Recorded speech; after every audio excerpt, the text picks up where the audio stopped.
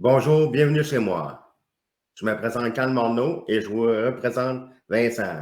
Bonjour, bonjour Carl. Bonjour, ça va bien? Oui, ça va bien toi? Ça va très bien. Oui, donc aujourd'hui, petit changement dans notre équipe d'animateurs. Donc, en remplacement de Frédéric qui est malade, nous avons la chance d'avoir Carl qui est ici. Merci beaucoup, Carl, Ça me fait de plaisir. participer à l'enregistrement. Ça me fait plaisir. Donc, rapidement, Carl, je vais te laisser la place pour te présenter. OK. Je me présente Carl Morneau. Je fais partie du projet Marie-Clarisse. Bienvenue chez moi en passant. Et j'en suis très fier d'être avec vous aujourd'hui. Donc, Carl, tu as déménagé aux habitations de Marie-Clarisse. En plein ça. Ça fait combien de temps que tu vis aux habitations de Marie-Clarisse? Ça va faire 2 mois. Ça fait 2 mois. Quelle date t'es déménagé? Le 5 de mai. Le 5 mai, Ouais. dans les premiers. Dans les premiers. Puis comment tu trouves ça là-bas, aux habitations? Moi, j'adore ça. C'est l'ambiance totale.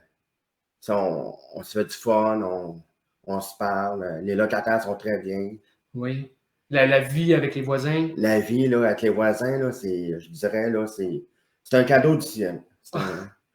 On s'entend bien ensemble, puis c'est ça. Ah, c'est merveilleux. Je te remercie encore une fois. Ça me fait vraiment plaisir. Donc, aujourd'hui aussi, on a la chance d'avoir un invité spécial avec laquelle on va parler de la communication. Donc, notre invitée s'appelle Émilie Calu. Elle est enseignante au Centre Louis-Joliette. Bonjour. Bonjour. Bonjour. Ça va bien? Ça va bien, merci. Et vous? Oui, ça va très bien. Donc, Émilie, je vais te laisser la place pour te présenter à ton tour. Donc, moi, je m'appelle Émilie Calu, je suis enseignante au Centre Louis-Joliette. Et puis cette année, j'ai commencé à partir du mois de janvier un nouveau programme qui s'appelle Ma vie en appartement, un chez-soi à moi, ça s'apprend. Donc, où j'ai la joie de côtoyer Carl, qui est un de mes étudiants, et puis d'autres étudiants. Donc, en tout, on est 26 étudiants qui se prépareront à aller vivre en appartement. Donc, c'est ça que je fais dans l'année quand c'est pas les vacances scolaires. Puis, la formation, en quoi ça consiste? En fait, ça va être de préparer un petit peu les jeunes à aller vivre en appartement. Donc, pour certains, c'est une nouveauté. Pour d'autres, ils vivent déjà dans des résidences adaptées. Donc, ils vont être capables comme ça d'aller apprendre. On va apprendre à cuisiner, on va apprendre un petit peu toutes les tâches ménagères qu'il y a à faire à la maison. On va aussi voir un petit peu la communication, on va voir comment se faire des amis, comment est-ce qu'on peut faire pour se trouver des activités, parce que c'est bien beau faire le ménage et à manger, mais il y a d'autres choses à faire à la maison. Donc, en fait, on apprend un petit peu tout ça donc, dans le cadre du cours. Et puis, ça permet comme ça d'être plus à l'aise, d'être un petit peu moins stressé, puis d'avancer. Puis, Carl est un très bel exemple de mes étudiants qui, lui, s'est déjà lancé. Puis, on va continuer à apprendre un petit peu l'année prochaine ensemble. Mais c'est ça, apprendre tranquillement tout ce qu'il y a à faire dans une maison et puis en dehors de la maison aussi. Ah, c'est fantastique. C'est une belle formation. Très bon. Donc, Yann, je vais te laisser la place pour poser la première question. OK. Je vais vous poser une question. Avez-vous des stratégies pour bien communiquer ensemble? Ben oui, en fait, des stratégies, il y en a beaucoup. Pour bien communiquer, c'est toujours, je pense, la principale, ça va être d'avoir une bonne écoute pour être capable de savoir ce que l'autre personne veut. Donc, c'est sûr que la communication, c'est un échange. Donc, si on parle et puis qu'on n'écoute pas les autres, c'est sûr que ce sera pas un bel échange, ça sera pas une belle discussion. Si on écoute, puis qu'on comprend aussi, qu'on valide ce qu'on a besoin de comprendre. Des fois, les gens, ils parlent vite ou ils ont un accent ou alors ils sont un petit peu stressés ou énervés. Donc, selon les émotions, on ne va pas avoir les mêmes interactions avec les gens. Donc, c'est sûr, c'est important de valider ce qu'on a compris puis d'être sûr que la personne aussi a bien compris notre message. Mm-hmm. Parce que dans la communication, les émotions peuvent jouer un rôle important aussi dans la façon qu'on comprend le message. Ben oui, c'est sûr que quelqu'un qui est en train de pleurer, on va avoir plus de mal à lui faire des reproches ou des choses comme ça. À l'inverse, quelqu'un qui est fâché, on se dit c'est peut-être pas le bon moment pour lui parler. Donc, c'est sûr que les émotions, ça va être en fonction du moment où on va parler à la personne. Donc, à ce moment-là, de bien choisir le moment quand la personne part au travail, on voit qu'elle est stressée, qu'elle est sur le point de partir, c'est peut-être pas le bon moment pour lui demander un service ou pour lui donner une information. C'est sûr que la personne ne va pas être trop à l'écoute. Donc, les émotions, des fois, on est capable de les voir, hein, mais des fois, c'est difficile à percevoir parce qu'il y a des gens qui sont comme plus neutres et puis ils ne vont pas laisser percevoir les émotions. Donc, c'est juste peut-être déjà quand on commence la communication, quand on commence la discussion, de dire est-ce que c'est un bon moment pour vous parler? Ça permet d'être sûr que la personne va être à l'écoute. Ça se peut qu'elle nous dise oui, puis ça se peut qu'elle nous dise oh, peut-être ce soir, on se reparlera, là, je suis un petit peu pressée. Donc, des fois, ça va être toutes ces petites informations qui sont quand même assez simples de mettre en place, de s'en rappeler aussi, juste de demander est-ce que c'est le bon moment pour vous parler? Des fois, c'est juste de planifier une rencontre pour parler Oui, d'un sujet. c'est ça. Si jamais c'est pas le bon moment, ben la personne, on dit à quel moment est-ce que je pourrais vous parler? Est-ce que c'est important? Mais de prendre comme un rendez-vous, mais pas un rendez-vous chez le docteur, un rendez-vous pour se parler en fait. Donc à ce moment-là aussi, la personne va être préparée. Des fois, c'est sûr que ça peut être des moments agréables. Si on va planifier une sortie ou un pique-nique ou quelque chose, c'est quelque chose qui est agréable. Mais il y a besoin, pareil, de le planifier. Mais quand c'est quelque chose de moins agréable aussi, de dire ben, tous les jours, vous faites du bruit la nuit, puis nous, on l'entend, ben, ça va être aussi de prendre un rendez-vous pour en parler. Puis toujours de venir avec une bonne intention aussi. C'est pas pour chicaner les gens qu'on veut leur parler. Ça va être plus pour donner l'information, dire que nous, on a un petit mal-être. Et puis, à ce moment-là, on va être capable de bien communiquer. J'ai une question pour toi, Carl. Oui. Est-ce que toi, ça t'arrive des fois, mettons, tu veux aborder un sujet avec un voisin, que tu prends un rendez-vous avec lui pour y parler ça peut arriver. Ça peut arriver? Ah oui, ça peut arriver. As-tu des exemples de situations? Ben, il y a des situations, des fois, là, quand, tu sais, des fois, les voisins, ils vont dire, mettons, des petites chicanes ou des choses, mettons, des trucs. Moi, je vais leur donner des trucs. Puis, tu sais, des choses à ne pas faire ou des choses que tu devrais faire ça, ben donc, tu sais, t'améliorer un petit peu, puis c'est très bon. C'est bon, tu prends un rendez-vous pour l'aborder un sujet. Oui, je leur dis, oui. Puis ça marche. Ça marche? Les trucs, ça fonctionne. C'est se parler ensemble. Puis... oui. Et la prochaine question, je vais te laisser enchaîner. Okay. La prochaine question, c'est des exemples des choses à éviter pour bien communiquer. Mais je pense qu'il y a beaucoup de choses, des sujets qui sont sensibles. Hein. On sait qu'en règle générale, même quand on est avec des amis, il y a des sujets qui sont toujours sensibles. Ça peut être la politique, l'argent, il y a plein d'affaires. Ou alors juste on voit il y a beaucoup de faits d'actualité aujourd'hui, que ce soit le port du masque, on l'a vécu dernièrement, que ce soit le tramway, le troisième lien. Donc, on sait que c'est des sujets qui sont sensibles. Donc, des fois, on a des amis ou des voisins qui vont être très obstinés sur leurs décisions. Peut-être que ce n'est pas des sujets à aborder avec eux. Il y a toujours place à une discussion, mais c'est sûr que des fois, il y a des gens qui sont bloqués sur leur propre idée, puis on voit qu'il n'y a pas une bonne communication. Si on voit que la personne insiste puis veut nous convaincre, ben à ce moment-là, c'est peut-être d'arrêter de parler de ce sujet-là. Moi, j'ai déjà été à des soupers aussi où il y avait des petits panneaux « on parle pas politique ». Donc, on le savait à l'avance qu'il ne fallait pas en parler parce qu'on avait des opinions trop différentes, puis ça finalement, au bout du compte, ça n'apporte rien, en fait. On sait juste que ça va finir en chicane, puis on risque d'être fâché pour quelque temps, alors que finalement, on ne changera pas le monde à avoir chacun ses opinions. Puis chacun est libre d'avoir ses propres opinions. Donc, c'est sûr, c'est toujours intéressant d'en discuter. Il y a des choses qu'on n'a pas le choix de parler. Admettons, si on est en train de faire de l'aménagement extérieur puis qu'on participe, par exemple, je sais, au Marie-Clarisse, vous avez des petits jardins communautaires. Puis, c'est sûr que si tout le monde va planter quelque chose sans se parler, ben, ça va créer un conflit là, dans les bacs. Ça va être l'anarchie. Donc, c'est peut-être mieux à ce moment-là de se parler, d'essayer de décider ensemble, de planifier. Puis, peut-être ça prendra une autre rencontre en plus pour être certain que ça fonctionne bien.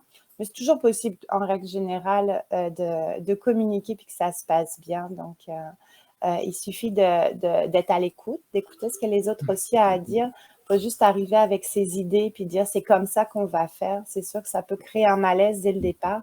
Puis les gens vont être moins réceptifs aussi à écouter jusqu'au bout, de dire qu'est-ce qu'on fait. Puis moi, j'avais ça comme idée.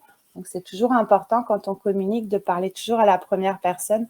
Moi, je pense ça, pas généraliser parce que sinon, les gens peuvent se sentir mal à l'aise, se sentir inclus alors que ce n'est pas leur opinion. Donc, c'est toujours important de parler à la première personne, puis de laisser la place aussi. C'est un échange, donc on sait que les autres vont apporter des idées, puis ça ne va pas être tout comme nous on voulait, mais ça va être parfait pareil, parce que tout le monde va s'y sentir bien donc, dans cette communication-là. Donc, je pense que c'est ça qui est important de l'écoute et puis laisser la place à l'autre.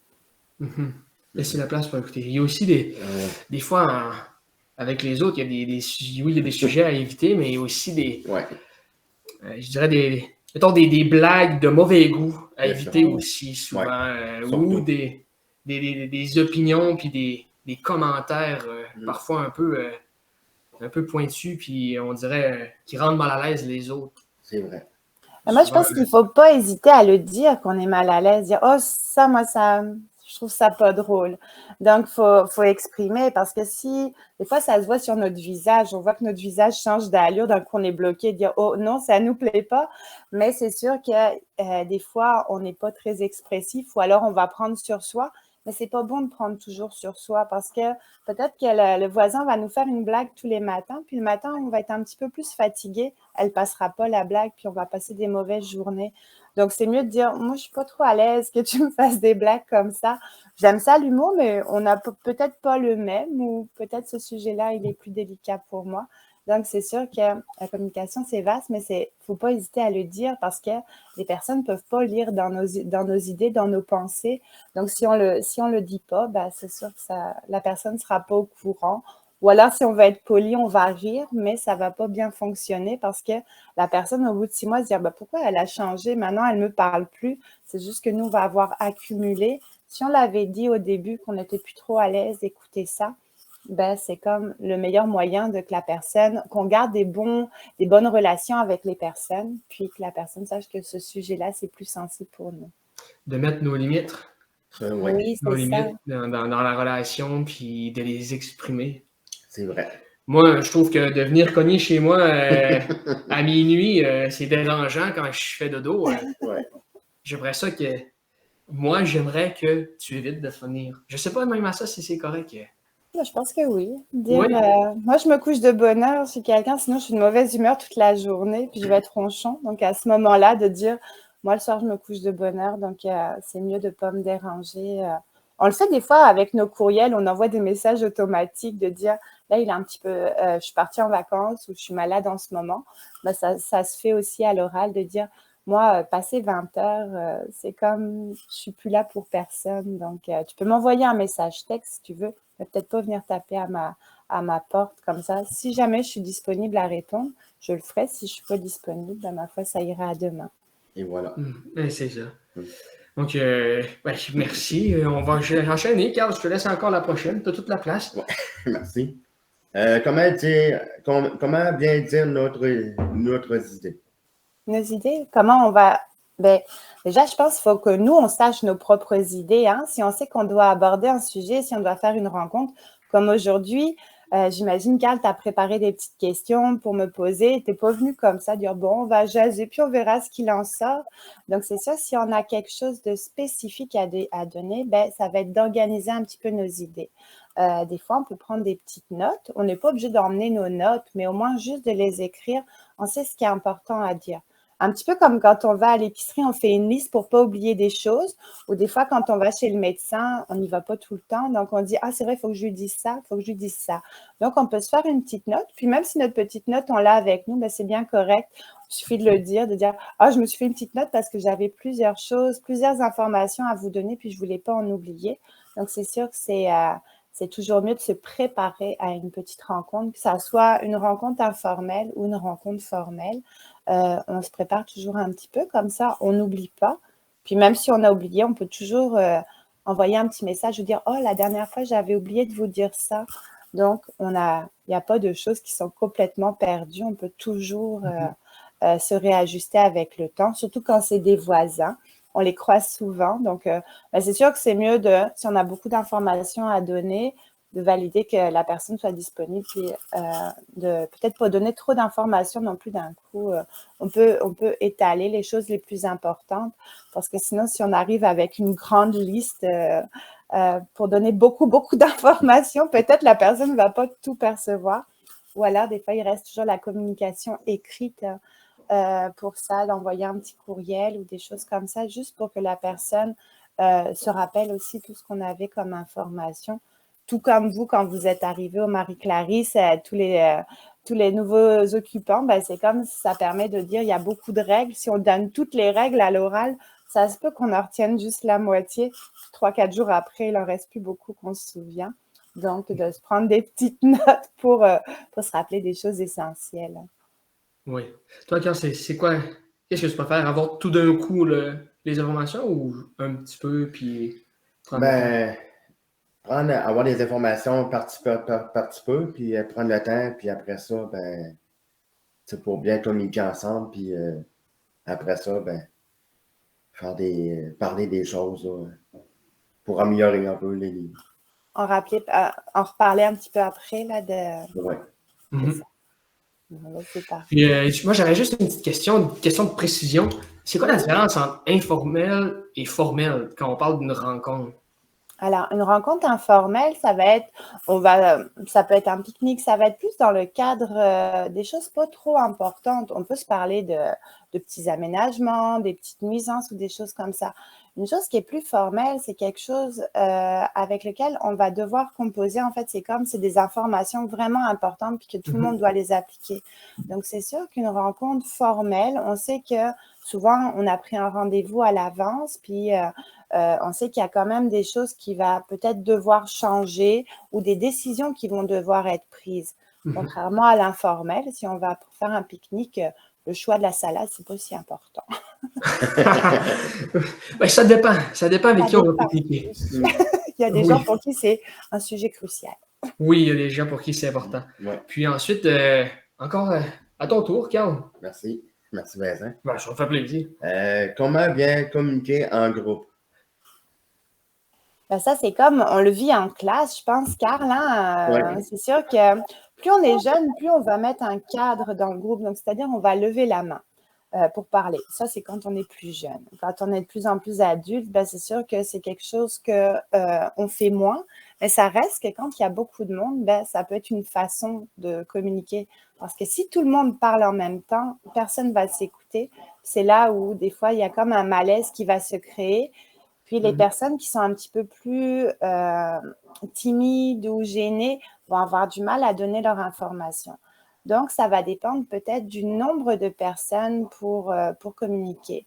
Mais c'est aussi, si on se rend compte que quelqu'un ne parle pas pendant une rencontre, peut-être de lui demander son avis aussi. Ça va être de valider si nous, on est à l'aise de le faire, de dire, est-ce que toi, tu avais quelque chose à dire? Parce que nous, on parle beaucoup, mais toi, tu avais peut-être quelque chose à dire. Puis, c'est toujours aussi important de toujours faire un petit tour de table à ce moment-là, à la fin de la rencontre, de dire est-ce que tout le monde a dit tout ce qu'il avait à dire? Peut-être qu'il y a une chose qui a été oubliée ou quelque chose à laquelle on avait pensé puis que vous vouliez vraiment dire, puis ça c'est pas venu de parler de ce sujet-là. Donc, c'est toujours bien de faire un petit tour de table, que ce soit au début de la conversation puis à la fin de la conversation. Donc, au début, souvent, on va se présenter si on ne se connaît pas. Puis, à la fin, on va valider que tout le monde ait bien dit ce qu'il avait à dire. Puis après ça me fait penser en même temps aussi en groupe. Un des défis, parfois, c'est ça, c'est de pas parler en même temps que les autres. Oui. Ou même, quand on arrive dans une conversation, de commencer à parler en même temps que les autres parlaient déjà. Donc, si moi et Carl, on se parle, on est en train de discuter, puis Émilie, t'arrives dans la conversation, il y en a des fois l'habitude d'arriver puis de parler en même temps. Ça, c'est compliqué. Et de commencer une deuxième conversation. Oui. Des fois aussi, c'est des défis qu'on peut observer. Est-ce qu'il y a des trucs pour ça? C'est sûr qu'on peut. La meilleure chose, je pense, c'est l'écoute. De savoir quand la personne a fini de parler, on va être capable de dire quelque chose. Puis sinon, on peut faire un petit geste de la main, juste sans lever haut la main. On peut mettre un petit geste de dire moi, j'aimerais ça dire quelque chose. Mais en règle générale, c'est vraiment l'écoute. On a toujours l'impression que la communication, c'est parler, parler, parler. Il y a des gens qui sont comme ça, qui, des fois, c'est par stress. Ils vont parler pour combler parce que quand il n'y a personne qui parle, ils sont mal à l'aise. Mais ça reste que c'est important d'écouter, puis on peut essayer de glisser se glisser dans la conversation. C'est sûr que des fois, quand on a une petite voix, c'est plus difficile. Quand on a une grosse voix aussi. Donc, c'est essayer de doser sa voix, savoir aussi apprendre à se connaître. Hein. Si on sait qu'on a une petite voix, peut-être qu'on va parler un petit peu plus fort ou peut-être qu'on va s'avancer un petit peu plus pour qu'on nous voit. C'est sûr que si on se cache un petit peu, c'est possible qu'on passe inaperçu. Puis, ce n'est pas de la faute des autres parce qu'ils ne vont pas avoir vu. Donc, c'est sûr qu'il faut toujours se mettre en tête que les gens sont là. S'ils sont venus, c'est qu'ils veulent discuter avec vous aussi. Donc, peut-être c'est aussi d'essayer de prendre sa place, même si c'est plus difficile de le faire. C'est ça, en se préparant à la communication, ça va être plus aidant. On l'a vu, on peut se préparer des petites notes, des choses importantes qu'on va avoir à dire. Puis, on peut se prendre un petit crayon, puis s'il y a d'autres personnes qui l'ont dit, puis c'était nos idées qui ont été données, on n'est pas forcé de prendre la parole. C'est sûr important de valider que tout ce qu'on avait à dire, il a été dit, que ce soit nous qui le disions. Des fois, on peut être accompagné aussi. Hein. Des fois, ça arrive quand on va chez le médecin ou des choses comme ça. On sait qu'on a beaucoup d'informations qui vont être données. Des fois, on est un petit peu impressionné par le médecin, donc on va être moins à l'aise de le couper ou des choses comme ça. Puis, toujours se garder un petit moment pour dire, j'avais ça à vous dire, est-ce que c'est le bon moment ou des choses comme ça. Donc, d'essayer de trouver le bon équilibre de l'écoute, puis de dire ce qu'on a à dire. C'est tout un métier, je pense. C'est tout un travail. Oui, c'est une vie de travail d'être en mesure de développer ses habiletés de communication. Mais ce qui est le fun, c'est qu'on s'améliore à chaque fois, puis que petit à petit, on va dire « Ah, ça, c'est pas la bonne méthode. On a vu que cette conversation-là, finalement, elle a vite été terminée. » Donc, c'est sûr, ça va être on s'améliore à chaque fois, puis petit à petit, on va prendre de l'assurance. Aussi, en apprenant à connaître les gens, on va être plus à l'aise aussi de le faire plutôt que quand c'est la première fois. Peut-être qu'on ne va pas dire toutes les informations la première fois qu'on rencontre une personne. Puis petit à petit, on va apprendre à la connaître, puis on va être plus à l'aise de lui parler. Puis on va apprendre à la connaître aussi, savoir quand c'est le meilleur moment. Si elle n'est pas du matin, peut-être c'est pas le matin qu'il fallait lui parler. Puis à l'inverse, si elle se couche de bonne heure, de respecter aussi la personne à qui on va parler par rapport à son horaire, par rapport à sa vie aussi. Hein. On arrive tous avec toute une panoplie de sphères de vie dans laquelle quelqu'un essaie de se faufiler. Donc, faut être patient des fois dans la communication. L'écoute, la patience, puis et voilà. Puis beaucoup de courage. Mais c'est par l'essai et l'erreur qu'on apprend. Mais oui, c'est ça qui est le fun. Oui. Toi, Carl, est-ce que tu as des défis en communication? J'en ai beaucoup de défis dans la communication. C'est de prendre le temps d'écouter, de lever la main, prendre la parole. Si on veut, mettons, pour ne pas interrompre la personne, on se donne des trucs. On la laisse parler, puis si la personne, on lève notre main, genre, puis... Ça, c'est ton truc? Ça, c'est des trucs, puis être attentif, puis ne pas interrompre, puis pour bien communiquer, là, c'est un travail d'équipe, tu sais, mettons, si on est plusieurs, puis tu veux communiquer, puis tu veux bien parler aussi. Oui. Parce que c'est important aussi de bien parler, puis entendre, être attentif, puis c'est vraiment cool, puis jusqu'à la date, là, c'est... Fait qu'un grand merci pour... Oui, bien là, tu t'en vas vers notre conclusion. OK. Ben, alors, tu voulais finir la conclusion? Non, on va te laisser. Ah! Mais c'est ça, si je peux rajouter aussi, des fois, quand la personne est toute seule, c'est plus facile de lui parler hein, que quand elle est en groupe. Moi, ce que tu disais, Carl, ça me faisait du sens parce que souvent, j'ai remarqué que tu attends la fin de la classe si tu avais quelque chose à me dire ou au début de la classe parce qu'à ce moment-là, je suis comme plus disponible. Hein, c'est plus facile de me parler de quelque chose. Donc, ça va être le bon moment des fois pour choisir le moment de communiquer, puis de voir que la personne, c'est sûr que si elle est elle est occupée ou elle est avec d'autres personnes, c'est peut-être pas le bon moment de lui dire que sa laveuse, elle fait du bruit. Donc, en saisissant le bon moment, des fois, juste quand la personne est plus tranquille, ça va être plus facile d'avoir une conversation aussi avec elle.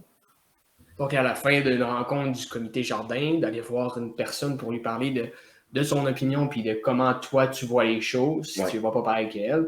c'est peut-être mieux d'attendre à la fin que de faire ça en plein milieu. Et voilà. Si j'emmène ça ailleurs. Ou même à ça, si par exemple, il y a un intervenant en soutien communautaire qui est en train de rencontrer un locataire qui va avoir une discussion, d'arriver en arrière et de commencer à poser la question, ça peut être aussi des fois des stratégies qui nuisent à la communication. Ouais. J'ai des exemples. J'ai pas d'exemple en tête, mais on a plusieurs. C'est ça. Ah, je sais pas si toi tu l'as observé. T'as vu des affaires de même? Non, ben, pas vraiment. Non. Ok, je les inventais. Non. C'est-tu moi? Non. Ok, ouf. C'est pas toi. Ok, une chance. On l'aurait dit? Non, oui. Ok. Mais, moi, j'ai fait de tout. Est-ce que, Émilie, tu aurais des choses que tu aimerais rajouter à toutes les informations qu'on vient de Ben moi, je pense qu'il faut se faire confiance dans la communication, puis il n'y a pas vraiment de grosse erreur à faire. Au pire, la personne va dire « Oh, c'était comme une drôle de discussion », mais c'est juste ça qui va se passer. C'est pas grave, les gens, on s'ajuste et puis c'est parfait comme ça. Tout le monde fait des erreurs dans la vie, donc si c'était pas le bon mot qu'il fallait dire, c'est pas très grave. Faut pas se décourager pour ça. Donc, on sait qu'on va s'améliorer, puis on peut toujours dire « Oh, l'autre matin, j'étais vraiment dans la lune et puis c'est pas ça que je voulais dire en fait. » Donc, on peut toujours revenir en arrière. C'est le bonheur d'être un être humain. Hein. On peut communiquer. Tout le temps où on peut communiquer, on est capable de s'améliorer et puis de s'ajuster. Puis, il y a toujours moyen de trouver un bel équilibre aussi. Donc, c'est sûr que moi, je dis, il faut toujours se mettre dans les bottines des autres. Des fois, les gens n'ont pas une vie facile. Donc, on se dit, ah, il fait du bruit le soir, il fait sa laveuse le soir, c'est pas le bon moment. Mais peut-être qu'il finit tard de travailler. Donc, si on se parle, c'est sûr que ça va être plus facile de comprendre. On va s'apprécier d'autant plus quand on comprend la réalité des autres. Donc, je pense que c'est vraiment ça, d'essayer d'harmoniser un petit peu le tout et de trouver le bon équilibre. Je pense que ça va être le meilleur moyen que la communication passe bien puis qu'on comprenne les autres. En apprenant à se connaître, on arrive toujours à s'arranger, je pense. C'est vrai. Vous avez raison. Oui. Donc, je vous remercie. Je te remercie infiniment, Émilie. Ça m'a fait un grand plaisir d'être avec vous. Puis même chose pour toi, Carl. Je te remercie beaucoup pour ta présence. Ça fait plaisir. Moi, j'aurais fait le tour. Est-ce que toi, Carl, un commentaire pour terminer puis clore l'épisode? Pour bien finir la présentation, j'aimerais ça vous dire merci. Puis toutes les choses que vous avez dites, c'est vraiment là, bien apprécié. Les gens, quand ils vont voir le vidéo, ils vont se mettre à réfléchir, ils vont se mettre peut-être à faire des choses, à améliorer des choses aussi. Fait que... Ben oui, je pense que ça va être... C'était un bel échange ce matin. Ouais. Merci beaucoup de m'avoir invité. Merci beaucoup. Puis, c'est ça. Je pense qu'on peut continuer. On va y arriver à communiquer tous ensemble. Oui. Avec l'ouverture. Oui. Merci. On Carl, le mot de la fin. Ça me fait plaisir, Vincent. Oui. Merci beaucoup. Merci beaucoup. Au revoir. À bientôt. Au revoir. Merci. Au revoir.